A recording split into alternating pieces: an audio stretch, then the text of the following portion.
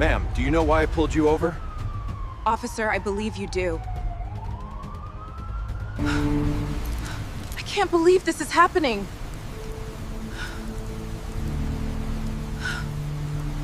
Rain hissed across the asphalt as the black Bentley glided through the empty intersection. Midnight city lights fractured across the hood like glass. Inside, Amara Blake adjusted her diamond felling, the only thing betraying her exhaustion after a 14-hour board meeting. She was almost home until the blue lights flashed behind her. The siren wailed once, sharp as a command. Amara pulled over, window lowered halfway, rain misting her cheek. She had learned, long ago, the choreography of compliance. Hands visible, voice calm, no sudden moves. The officer approached, white, late 30s, jaw clenched around a toothpick.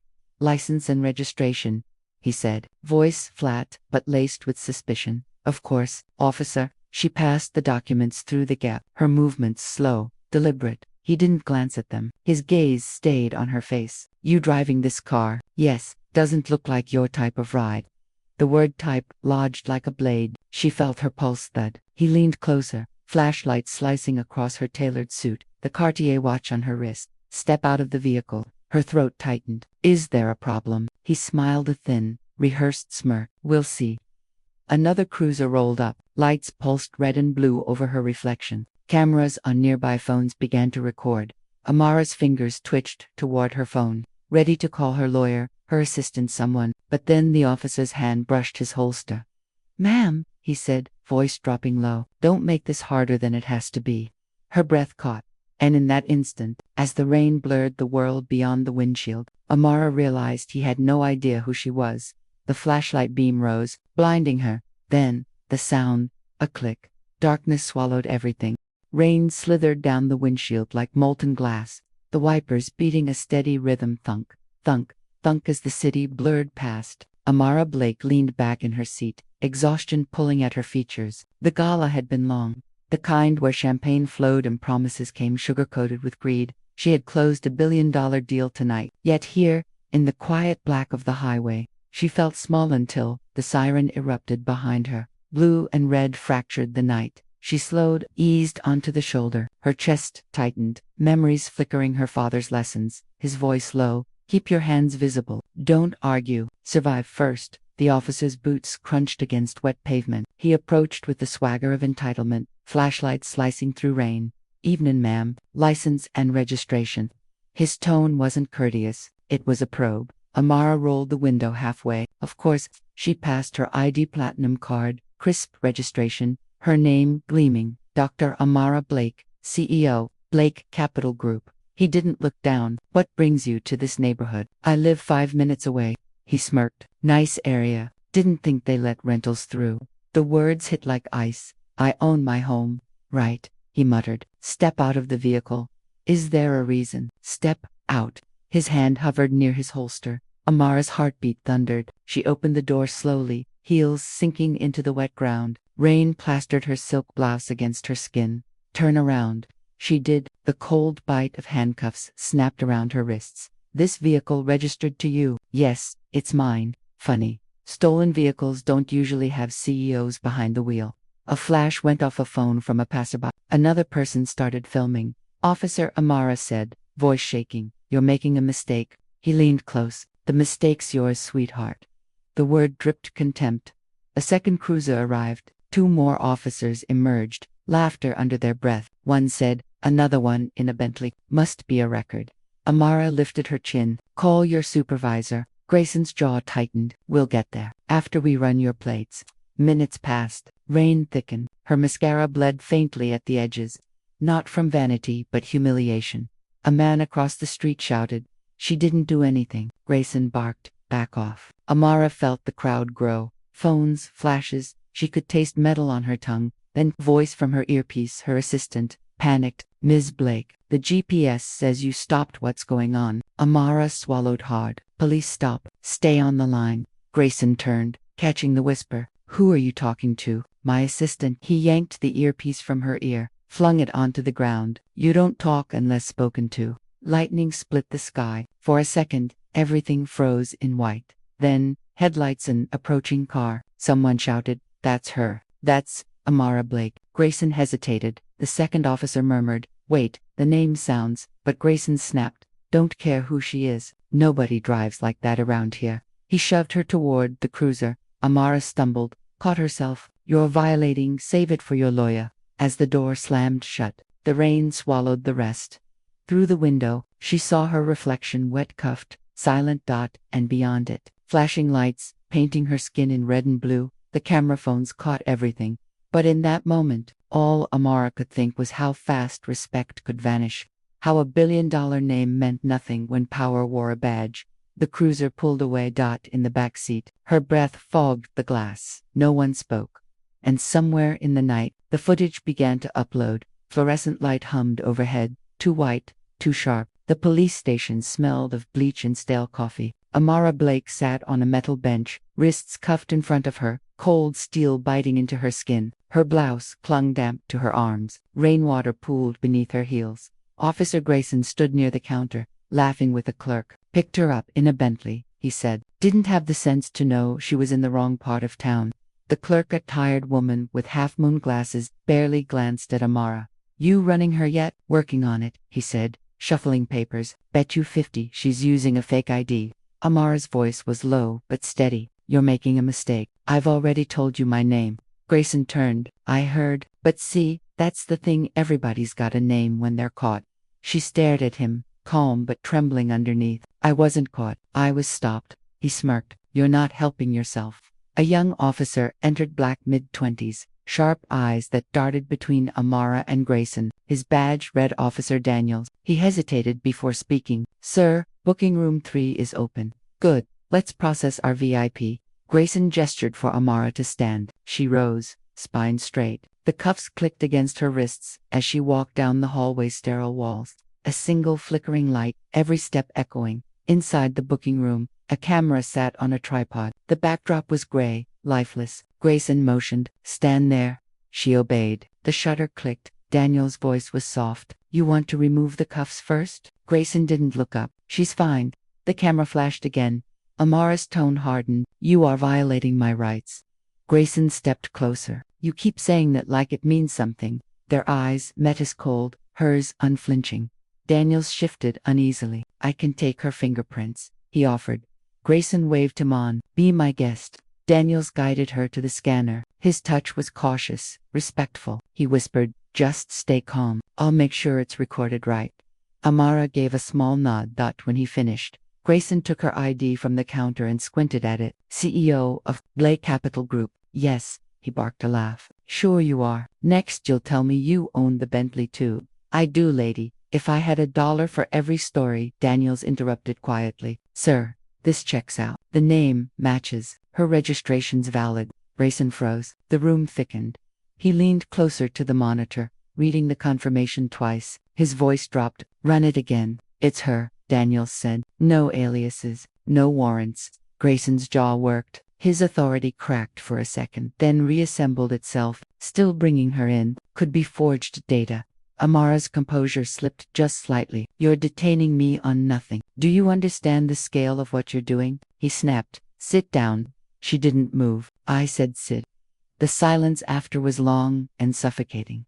Daniels stepped between them. "Sir, she's not resisting." Grayson exhaled through his teeth, eyes narrowing. "Cell 3. Daniels looked at Amara, then at the open door. "Ma'am, this way." The cell was small, cinderblock walls, slick with condensation, a thin bench, a camera in the corner. When the door clanged shut, Amara felt the vibration in her ribs. Minutes blurred. The clock ticked louder than thought. Daniels returned after a while, clipboard in hand. He spoke through the bars. "Ms. Blake, I'm sorry. He shouldn't have done that." She looked up. "Then why didn't you stop him?" He swallowed. "Because he's my superior, and people like me. We don't last long here if we step out of line." Her voice broke slightly. "People like you, or people like me." He didn't answer. "I'll call my lawyer," she said. He nodded. "When they clear your phone, might take a while." "Of course it will." He hesitated again. "For what it's worth, I saw how he looked at you out there. He didn't stop you for a light violation." Amara's eyes lifted to the camera. "Then maybe the camera will tell the truth." Daniel's expression flickered, part guilt, part admiration. He left without another word. Hours passed. Voices drifted through the hallway. Officers joking, someone calling out names, the shuffle of papers. Amara sat motionless, the metal bench cold beneath her. Finally, the sound of keys. Grayson appeared again, papers in hand. You'll be processed for release soon. She met his stare. After what? He shrugged. Routine verification. Her gaze didn't waver. This will not disappear. He smiled thinly. Everything disappears. As he turned away, the overhead light flickered once, then steadied, too bright, too clean, revealing every crack in the paint. Amara leaned back against the wall, closing her eyes. The cuffs had left red circles on her wrists. She thought of her company's motto, etched into glass in her office, "Build with dignity." Now, sitting alone in the silence of power abused, she understood what dignity truly cost. Outside, a phone buzzed somewhere in the precinct. Someone had uploaded a clip, the one from the roadside. By morning, the world would know her name. Morning light bled through the blinds of Amara's penthouse. Her assistant, Leela, stood frozen before 3 screens glowing with the same image, Amara in handcuffs. Rain-soaked face illuminated by police lights. The clip had gone viral. Overnight, 40 million views in 8 hours. Reporters called it the Bentley arrest. Leela's phone buzzed, non-stop calls from media outlets, investors, advocacy groups. Her voice trembled. They don't even know it's you yet. They're calling you an unidentified black woman in a luxury car. Amara sat silently at her kitchen island, wearing a robe, hands wrapped around untouched coffee. The night had felt like a fever dream, but the internet was awake, dissecting every second. Layla continued, pacing. Everyone's arguing. Half say it's racial profiling, half say you must have done something. They're slowing the footage, frame by frame. Where's the sound? Amara asked quietly. Muted on most versions, but a few caught his voice. Leela played one. Officer Grayson's tone, low and threatening. Don't make this harder than it has to be. The words echoed across the marble floor. Amara exhaled sharply. Call Thomas. I want legal on this immediately. Leela nodded, already dialing. Across town, in the police station break room, Officer Grayson watched the same clip. His face was tight, jaw locked. Around him, 2 colleagues muttered. Man, you're everywhere, one said. They're saying it's gonna blow over. Grayson didn't look up. It will. Just another internet tantrum. The other officer scoffed. You sure? Internal Affairs already called. They're asking questions. Grayson turned off the screen. They'll back off once they know she's nobody. He didn't yet know who she was. By noon, #Bentley arrest trended globally. Activists demanded accountability. Local news stations aired the footage on repeat cut, slowed, analyzed. Commentators speculated. Why was she detained without charge? At Blake Capital's headquarters, the boardroom was chaos. Phones rang nonstop. PR staff whispered in corners. Do we confirm her identity? Someone asked. Not yet, said Thomas Kane, Amara's lawyer, standing at the head of the table. Once we speak, it's war. Leela entered, tablet in hand. Sir, CNN just contacted us. They're preparing a segment. They think she's some influencer or actress. Thomas looked at her. Let them think that for now. Every second they guess gives us leverage. Layla hesitated. She wants to go public. The room fell silent. Thomas sighed. Of course she does. Back at the penthouse, Amara stood by the window overlooking the city. Helicopters buzzed faintly in the distance. She spoke without turning. If I stay silent, they own the narrative. Leela's voice softened. But if you speak too soon, they'll twist it. Amara's reflection in the glass looked hollow, sleepless. They already have. Her phone buzzed. Unknown number. She hesitated, then answered. Ms. Blake. The voice was male, confident. This is Elliot Marsh from Global News Tonight. We're running the footage in off the record. Can you confirm it's you? Amara's silence stretched. He pressed. The public's calling her the silent woman. If you speak, you can define this before they do. Her tone was measured. Not yet. She hung up. Moments later, Thomas arrived, gray suit, eyes bloodshot. He dropped a folder on the counter. It's out of control. The department issued a statement. Routine stop gone wrong. They're saying you resisted verbal commands. Amara laughed once, bitterly. Of course they are. He opened the folder, printed screenshots, comments, transcripts. They're trying to control optics. But we have evidence. Body cam requests, witnessed videos, timestamps. Leela added. People online are demanding the officer's name. Some already found him.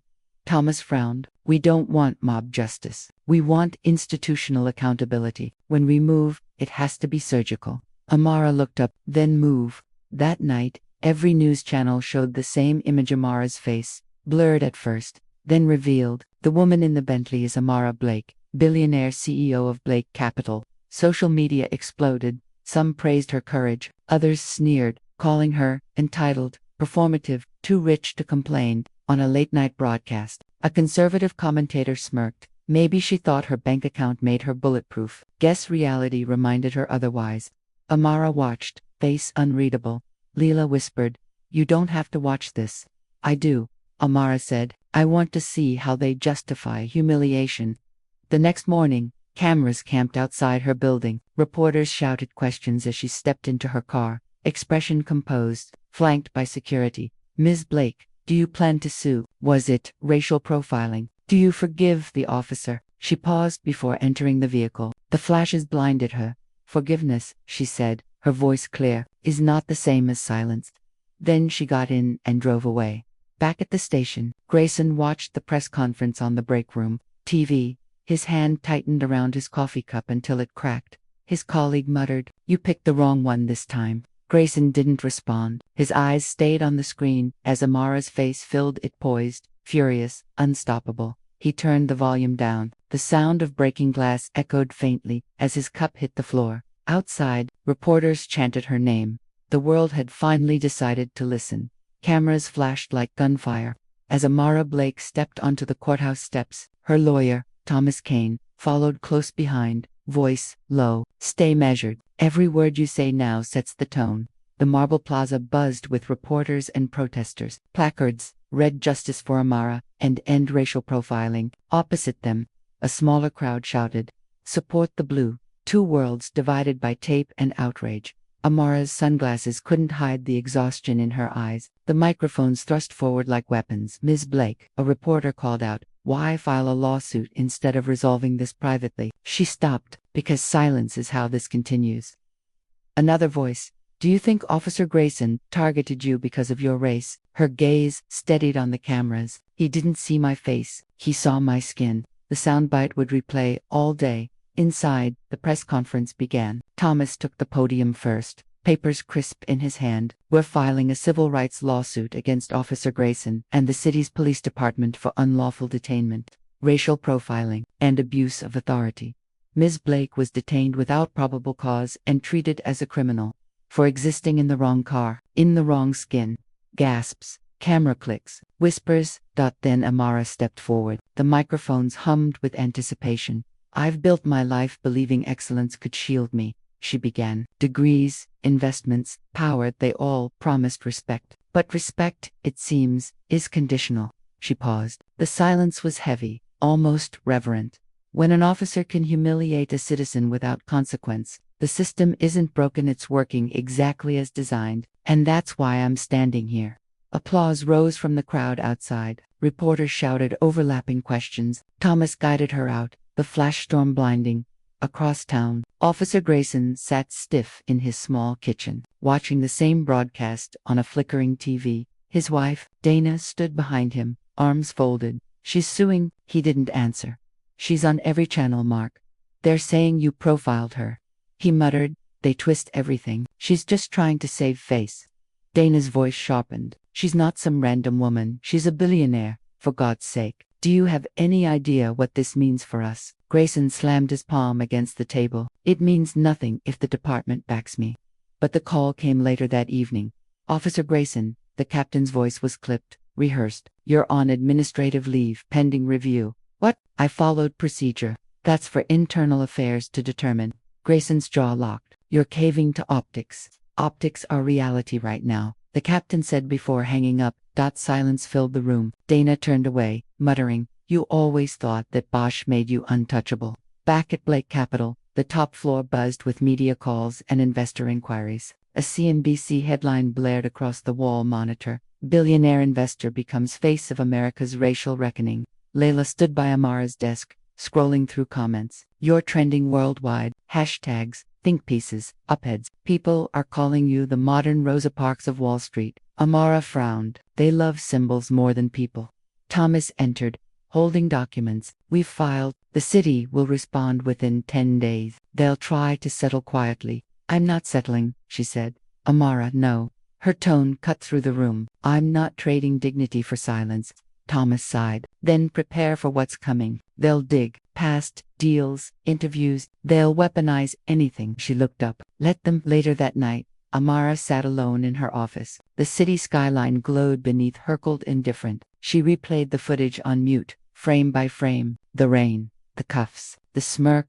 For the first time, she let the tears come. Not from weakness, but clarity. Her phone buzzed. Unknown number again. She answered. A male voice. Ms. Blake, this is Deputy Chief Warren. I wanted to inform you the department is opening an internal investigation. You'll be contacted for a statement.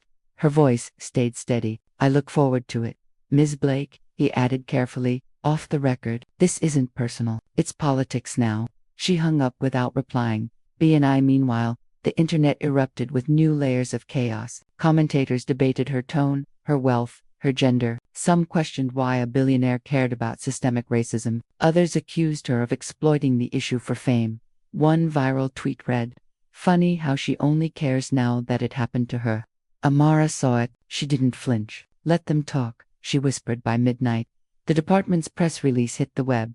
We respect Ms. Blake's right to pursue legal action. Officer Grayson's conduct remains under review. No apology, no accountability, just bureaucracy wrapped in politeness. Doc Thomas called immediately. They're minimizing it. Standard playbook: delay, deflect, deny. Amara stared out the window. City lights flickering below. Then we'll write a new playbook. The next morning, the Washington Post headline broke. Officer who arrested Black CEO has record of prior complaints. Grayson's face appeared beside the text. Jaw clenched, eyes defiant. Dana's scream echoed through their living room as reporters swarmed their lawn. By noon, networks looped his image beside hers. Two faces of America's fracture. Power misused. Power reclaimed. Amara didn't smile when she saw it. She only whispered, now they know his name. The battle had begun. The world split overnight. By dawn, Amara Blake's name was everywhere, from talk shows to angry comment threads. She was no longer a person. She was a debate. On one side, justice, courage, reform. On the other, arrogance, privilege, control. Her phone pulsed with messages, some supportive, others venomous. You make us proud. You deserved it. Stay strong, Queen. Entitled, Trash Playing the Race Card. Leela scrolled endlessly, pale-faced. It's getting ugly. They've posted your home address. Amara didn't look up from the window. They always go for the house. The illusion of safety bothers them. Outside, reporters crowded the street. Cameras flashing through the glass lobby doors. Thomas entered, coat damp, tie askew. The department's counterattack has begun. Leaked statements say you were verbally aggressive. They're painting you as unstable. Amara turned. Do they have proof? No, just narrative. And that's all they need. She crossed to her desk, voice level. Then we'll dismantle it, piece by piece. He sighed. Amara, you're becoming a symbol. Symbols attract fire. I didn't choose that, but you lit it, he said softly. Her eyes flicked to him, unreadable. Then I'll burn with precision. Later that afternoon, Amara appeared on live television for the first time since the arrest. The studio was cold, bright, every surface polished to sterility. The interviewer smiled with careful neutrality. Ms. Blake, you've become the face of a national movement, but some say your wealth distances you from the struggle you claim to represent. What do you say to that? Amara's expression didn't shift. Privilege doesn't erase pain, it amplifies hypocrisy. The interviewer blinked. So you see yourself as a victim? No, she said. I see myself as evidence. The silence afterward was electric. The camera lingered on her face, calm, defiant, precise. When the broadcast ended, the network's social feed exploded. Supporters quoted her line. Detractors called her performative. In his home, Grayson watched with clenched fists. His lawyer sat beside him, whispering about statements, spin, damage control. She's destroying my career, Grayson said. His lawyer replied coolly, she's not destroying it. You are. Grayson slammed his fist into the table. They're making me a villain for doing my job. Then, prove it was your job, the lawyer said. If you can. Across town, Amara stared at her own reflection in the dressing room mirror. The makeup artist had left. The lights glared too bright. She rubbed her temples. Leela entered, whispering, You okay? Amara didn't answer. The room felt hollow, the air thin. They don't care about truth, she said finally. They care about spectacle. Leela stepped closer. Then give them substance instead. Amara met her gaze. Substance doesn't trend. For the first time, her composure cracked a small tremor in her hands, quickly hidden. That night, she scrolled through social media herself. Her father's photo sat on the bookshelf nearby his uniform, his smile. A police officer once. He'd believed the badge meant protection. She wondered what he'd think now. A new headline flashed on her screen. Officers Union defends Grayson. Rushed judgment against a good cop. Below it, her face beside his again. Dual icons, opposing myths. Her phone buzzed with an unknown message. You think you're untouchable. You'll see. No name. Just a shadow in text. She set the phone down, exhaled. The weight of the world pressed in, invisible but absolute. Leela's voice came through the door. Amara, you should sleep. I can't, she whispered. The city outside flickered sirens, light, noise. She stared at it, remembering the rain, the cuffs, the flash. The humiliation had mutated into something bigger, heavier. She knew now. This wasn't just about her. It was about who the system allowed to be humiliated, and who it demanded stay silent. And she wasn't done speaking. The summons came in a plain envelope, unmarked, impersonal. Amara sliced it open with a letter opener. Her pulse, steady. Inside, a single-page notice from the Internal Affairs Review Board. Hearing scheduled, Monday, 10 a.m. Subject Officer Michael Grayson. Request for voluntary testimony. Amara Blake, CEO of breathtaking Investments. Voluntary. The word rang hollow. Thomas read over her shoulder. You don't have to go. I know, she said. That's why I will. The hearing room was windowless, sterile, white walls, fluorescent hum, cameras discreetly mounted at the corners. 3 board members sat at the elevated desk, faces blank with bureaucratic caution. Grayson sat across the table, clean-shaven, uniform pressed, eyes hard, a union lawyer beside him. When Amara entered, a hush fell. She wore black, precise, austere. Her heels clicked once, twice, before she sat. The lead investigator spoke. Miss Blake, thank you for coming. We're reviewing the events of August 3rd regarding the traffic stop involving Officer Grayson. Please describe what occurred, in your own words. Amara's tone was controlled. He stopped me without probable cause. He demanded identification despite compliance. When I questioned the reason, he escalated. His language implied threat, not procedure. Grayson's jaw flexed. That's not true, he muttered. The investigator glanced at him. Officer, you'll have your turn. Amara continued. He restrained me on the ground. Cameras captured it. His body cam footage omitted the beginning of the exchange. Conveniently, the lawyer interjected. Objection. Speculation. Amara turned her eyes to him. Come cutting. Truth is not speculation. The investigator cleared his throat. Let's remain civil. Grayson leaned forward. You made it about race from the start. You wanted to make a statement. Amara's gaze didn't waver. You made it about race when you decided how to treat me. Silence. Heavy. The lead investigator clicked his pen. Officer, your body cam shows visible restraint. Can you explain your reasoning for handcuffing Ms. Blake? She was non-compliant, Grayson said. In what way? She questioned authority. Questioning isn't non-compliance, Amara said quietly. He glared at her. You people never think the rules apply. The words dropped like lead. The entire room froze. The lawyer's head snapped toward him. Officer, but the damage was done.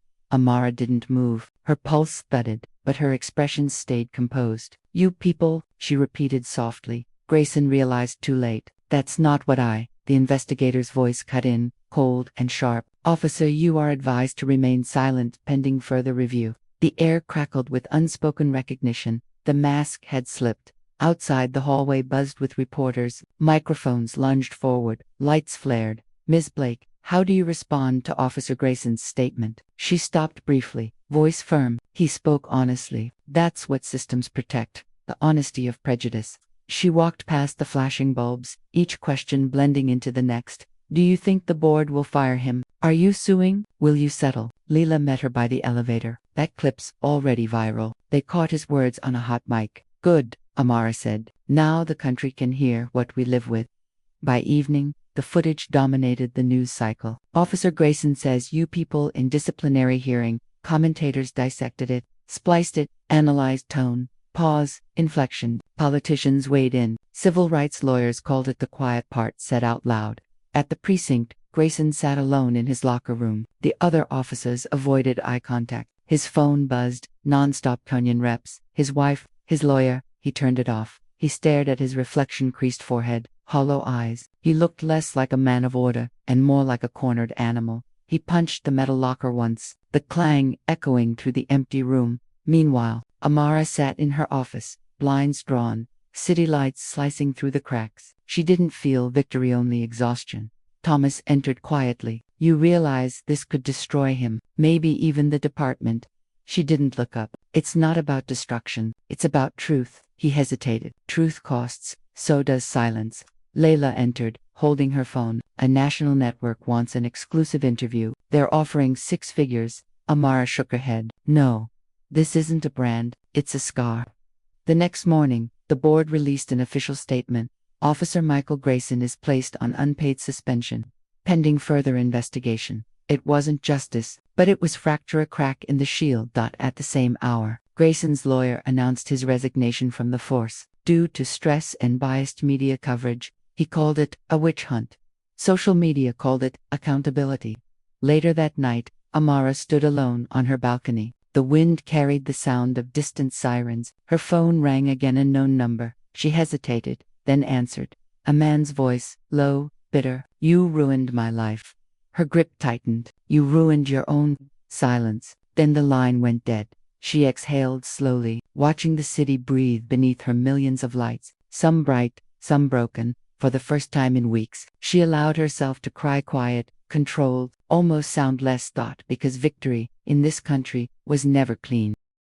The morning after the suspension, Amara woke to silence, not peace, the thick, unnatural quiet that comes before a storm. Her security system had triggered twice overnight. Each time, nothing on the cameras, only a faint shadow flickering near the gate. By 8 a.m., her inbox overflowed with threats, anonymous emails, encrypted messages, voicemails filled with venom. Leela burst into her office. Amara, someone leaked your travel schedule. It's on a forum, police-related. Amara's stomach tightened. Lock it all down. Everything. She called Thomas. I need security doubled. No press, no statement. Not until I understand who's moving. He hesitated. You think it's Grayson? I think it's everyone who believes him. Across town, Grayson sat in a dim motel room, curtain drawn, uniform folded on a chair like a corpse's clothes. His phone buzzed. Messages from former colleagues. They're coming for all of us now. You should have kept quiet. You're not alone, brother. He wasn't sure if that last one was comfort or threat. He turned on the TV. Her face filled the screen, calm. Articulate. Unstoppable. Every word she spoke now echoed across the country. He threw the remote. It cracked the screen, distorting her image into shards of static. At Blake Tech headquarters, a board meeting turned tense. Investors worried, were being dragged into a political war. One director said, she's turning the company into an activist platform. Another murmured. Amara leaned forward. No, I'm exposing a pattern. If that scares you, you're part of it. The room fell silent. A senior partner finally asked, and if this destroys the company, then it wasn't worth running, she said. That night, she returned home late. The street was too quiet. Her driver hesitated. Ma'am, maybe I should stay. I'll be fine. She walked toward her front door. The porch light flickered once. Then she saw it. Spray paint black letters across her garage. Know your place. The words bled down the metal like oil. She stood there, expression still, breathing slow. Her hands didn't shake. Not yet. Layla arrived minutes later, horrified. Oh my God, call it in, Amara said. Then get me a pressure washer. You're not cleaning this yourself. I am. Under the cold night light, she scrubbed each stroke of hatred away, methodical, deliberate. When the water mixed with paint, it ran down the driveway, black streaks on gray stone. She whispered to herself, you will not define me. The next day, news broke. Grayson's lawyer claims Amara orchestrated his downfall, files motion for defamation. The media pounced again. Her assistant burst in. They're spinning the narrative. He's suing you personally. Amara nodded once. Of course he is. Thomas paced the office. We can counter, but this will drag on for months. Then we drag better, she said. Meanwhile, in his motel room, Grayson rehearsed his lines before a mirror. She provoked me. She resisted. She used her status to ruin me. His reflection stared back, unimpressed. He slammed his fist on the sink. They'll believe me, he whispered.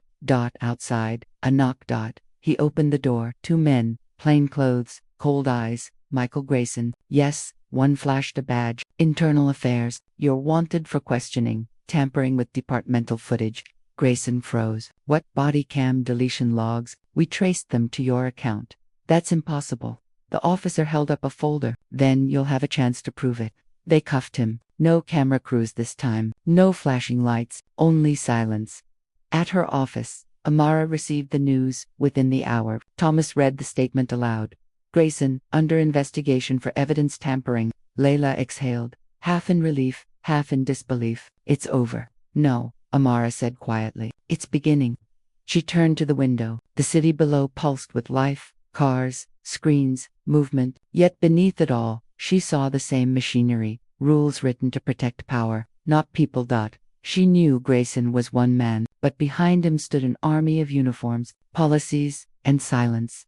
That evening, she appeared once more on television, not for fame, but record. The host asked, "What do you want people to learn from all this?" Amara paused. Then, that accountability shouldn't depend on cameras or outrage. It should be the foundation. I want a world where the truth doesn't need to trend to matter. The host leaned forward. Do you forgive him? Her answer came after a long breath. Forgiveness is personal. Justice is public. I choose justice.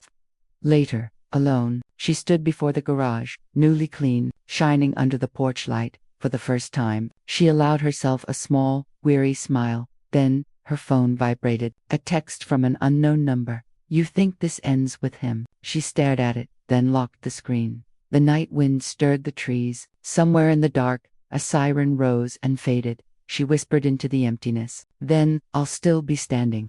Morning headlines broke the story wide open.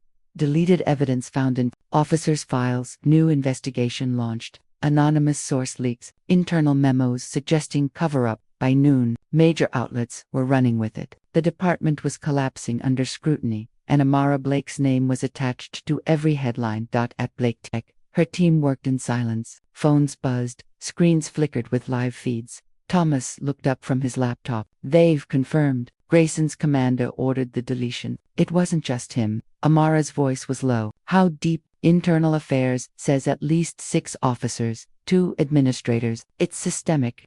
She nodded once. Then we don't stop at 1. That afternoon, she met privately with a journalist, Maya Chen from the Sentinel. The meeting room was small, light seeping through half-drawn blinds. Maya set her recorder down. I've been investigating the precinct for 2 years. What you exposed opened every door they'd kept shut. Amara folded her hands. You'll need proof strong enough to survive denial. I have it, Maya said. Emails, timestamps, chain of command. The cover-up was signed off internally.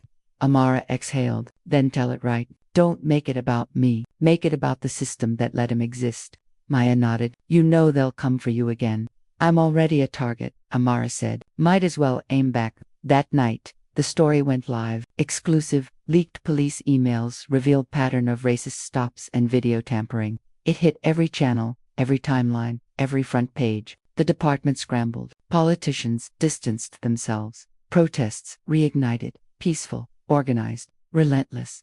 Amara watched from her balcony, the chants echoing through the streets below. No more silence. No more shields. Her eyes welled, but she didn't wipe the tears. Leela stepped beside her. They're calling it a movement now. The Blake reforms. Amara smiled faintly. I never wanted my name on a law. Maybe it needed one, Layla said softly. Meanwhile, in a holding facility, Grayson sat across from 2 federal investigators.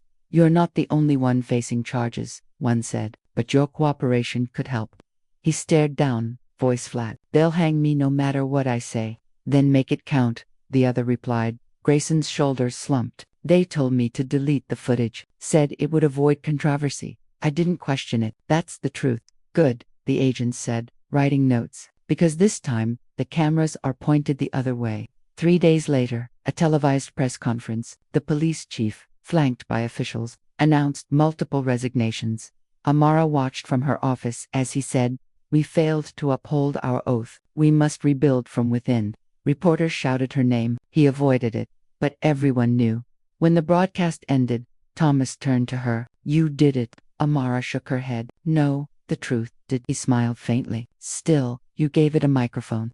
She stared at the skyline, a wash of glass and light overshadow. Truth always had a voice. It just needed someone to stop whispering. That evening, she walked alone to her father's grave, a modest headstone beneath an old oak. She laid a single white lily on the grass. I wish you'd seen this, she whispered, but maybe you did. Wind rustled the leaves. Somewhere distant, thunder murmured. She stood there for a long time, not as a billionaire, not as a symbol, just a daughter who'd refused to bow. Later, back at her car, her phone buzzed with a notification. Federal charges filed, department-wide corruption probe. She smiled, quiet, resolute. Then, another message from Maya. They're calling it the Blake effect. She stared at the screen for a long moment, then typed back, call it what it is, accountability. As the city lights flickered on, Amara drove through the same street where it all began. The rain returned, soft, familiar. She stopped at the same intersection where Grayson had pulled her over months ago. The streetlight turned green. She didn't move. She watched the droplets race down her windshield, each one catching the reflection of flashing lights. But this time, they were in the distance, at someone else's stop. She whispered to the empty car. This isn't victory, it's survival. Then she drove forward, steady, unshaken, disappearing into the rain. 6 months later, the storm had names, numbers, and resignations. The Blake reforms passed through Congress under national pressure. New oversight mandates, automatic release of body cam footage, stricter penalties for tampering. The country called it progress. Amara called it bare minimum. Her company had stabilized. Profits returned. Investors who'd once threatened to withdraw now bragged about backing change. She let them. Their guilt was good for business. But every night, when the offices emptied and her floor fell silent, she felt the same unease, that none of it had undone the night on the road, the cold hand on her shoulder, the metallic click of humiliation, a knock on her door. Leela stepped in, holding 2 envelopes, one from the Department of Justice, one from him. Amara looked up. Grayson. Leela nodded. He's in a low-security facility now. Claims he wants to make peace. Amara took the letter, but didn't open it. What's the deal? Formal request for consultation. They want you to join a federal task force on accountability. Amara gave a dry laugh. They want the symbol, not the person. Layla frowned. So, what do you want? Amara turned toward the window. To not be needed for this anymore.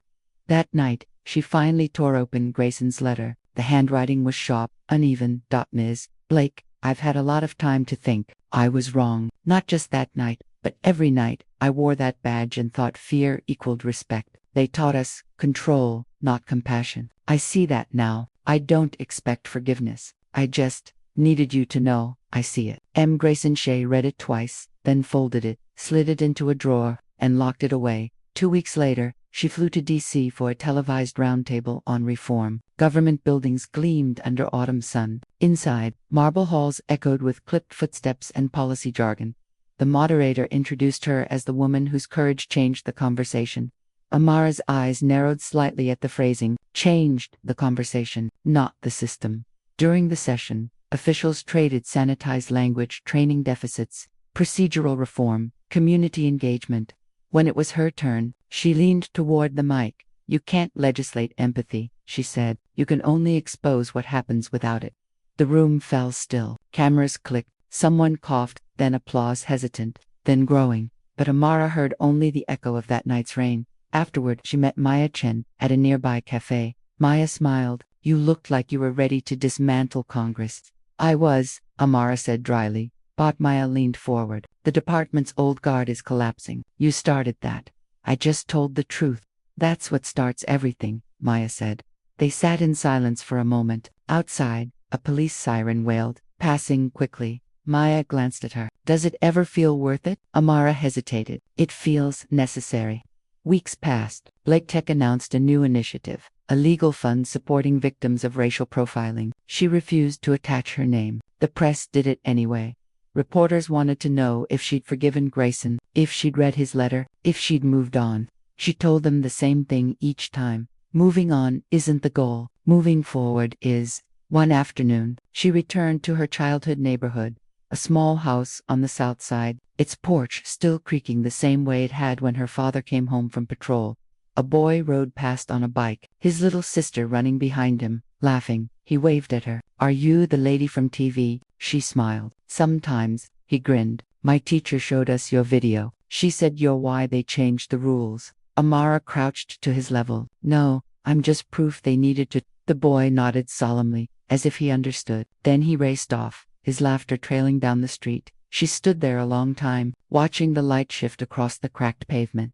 That night, back in her penthouse, she opened the drawer and pulled out Grayson's letter again. She read it slowly, quietly, then she reached for a pen and wrote one line beneath his. "Acknowledged." That's all there ever was to give. She folded it again, sealed it in a new envelope, and mailed it. No return address.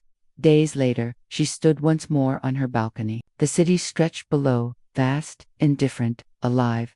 Leela joined her, hands in her coat pockets. "Feels quieter now." Amara nodded. "That's the illusion of peace. It's just people catching their breath." "Do you regret it?" "Every day," she said softly. "And I'd do it again." Her phone buzzed. A notification. New oversight committee formed, chaired by Amara Blake. Leela raised an eyebrow. "Guess you're not done." Amara gave a tired half-smile. "Justice never is." She turned back to the skyline. Rain began to fall, not the violent downpour of that night, but something gentler, cleaner. The city shimmered beneath it. For once, she let herself believe in a tomorrow that might not begin with apology. She closed her eyes. The sound of rain against glass was softer now, not erasing, just reminding. A year later, her name had become history, but not in the way she imagined. Schools taught the Blake reforms in civics class. Documentaries opened with her face, mid-sentence, eyes steady under interrogation lights. Think pieces debated whether she'd been angry or brave, divisive or visionary. She'd stopped reading them. Amara Blake had become a symbol. But symbols, she'd learned, are lonely things. At Blake Tick's anniversary gala, the ballroom glowed with chandeliers and polite laughter. Investors shook hands. Cameras flashed. A jazz trio played under soft amber light. Amara moved through the crowd in silence. The billionaire turned reformer. The survivor turned emblem. Thomas approached with 2 glasses of champagne. "You should make a toast." "I've spoken enough for one lifetime," she said. He studied her face. "You changed everything." Her gaze drifted to the city skyline beyond the glass windows. "Everything visible," she said, "but not everything underneath." Later that night, she slipped outside, away from the noise. The cold air tasted clean. Down the block, a police cruiser idled, its lights off. 2 officers stood by the car, one older, one young. The younger looked barely 20. They noticed her, but didn't approach. They nodded, respectful, cautious. She nodded back. It wasn't peace, but it wasn't fear either. Days later, she stood before a small auditorium at a community college in Atlanta. No cameras, no reporters, just students, wide-eyed, restless, alive. One girl raised her hand. "Ms. Blake, do you think racism will ever end?" Amara paused, then smiled faintly. "No, but ignorance can." The room was quiet. The students listened, not to the sound of victory, but to endurance. She continued. "The goal isn't perfection, it's persistence. You keep pushing until silence becomes unacceptable." After the talk, a young man approached her in the hallway, nervous, holding a notebook. "My mom. She was stopped once, like you. She never fought it, said nothing would change. But she saw your story on the news, and," his voice broke, "she went to court. She won." Amara touched his shoulder gently. "Then she changed more than I ever did." He nodded, eyes shining. That evening, she returned home to find a letter waiting, official seal. She opened it carefully. "In recognition of your contribution to national justice reform, the United States Senate invites you to deliver the keynote address at the Capitol next month." She set it on her desk. For a moment, she simply stared at it. Then, she smiled, not out of pride, but something quieter, understanding. She wrote one note beneath the invitation. "Except, on one condition, no cameras." The night before the speech, she visited her father's grave again. The same oak tree, the same patch of earth. She knelt, tracing his name with her fingertips. "They finally listened," she whispered, "at least, for now." Wind brushed through the leaves, soft as breath. "I hope you'd be proud," she said, "but I know you'd tell me to rest. And I don't know how." She stood, closing her eyes. Rain began, light, rhythmic. She didn't move. The next morning, She walked alone through the Capitol's marble halls. Reporters waited outside. Inside, the chamber buzzed with quiet reverence. Senators, officials, activists, survivors, all watching. She took the podium. Her first words were steady. I didn't come here to be thanked. I came here to remind you that justice should not depend on who holds the camera, but who holds the conscience. Silence fell. Then she continued. Power isn't the badge, or the office, or the money. It's what you choose to do when no one is watching. Applause followed, slow, building, rising. Amara stood there, eyes bright, unflinching. Outside, the rain returned, soft, endless, cleansing. And for the first time since that night on the roadside, she let herself believe the world could change, not all at once, but one unflinching act at a time.